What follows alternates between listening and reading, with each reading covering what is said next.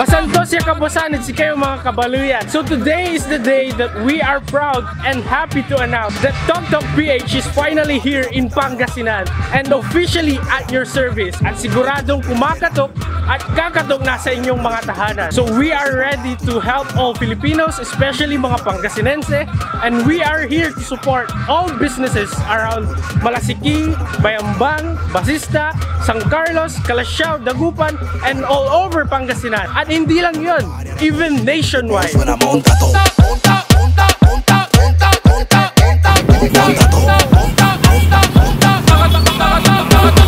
Para yo soy el final de telenovela. Ella me quiere ver, no importa cómo sea, no importa donde sea. Me llama Santa Claus porque me le meto por su chimenea. Menea, menea, pónmelo para atrás como placa, dale sin pena. Menea, menea, hoy te voy a matar con Manuel, llámame Cocuyuela. Tok Tok Philippines is a game changer in the field of delivery service that also offers a lot of potential income to consumers.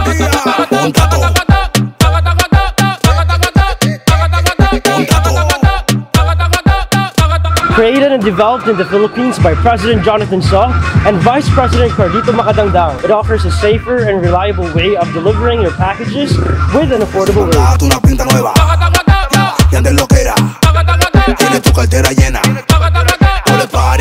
But it's now ready to widen its reach and help fill the demand in online delivery services.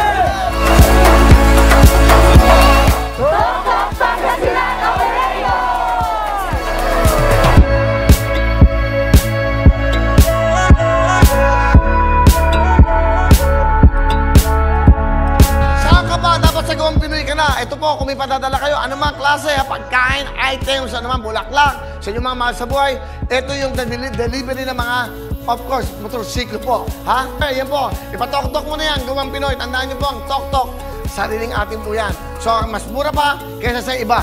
Ito ang pinakamura at safe na safe nyo pa ho ang inyong mga ipadadalang items. May ipapadala ka ba? Ipatok mo na yan!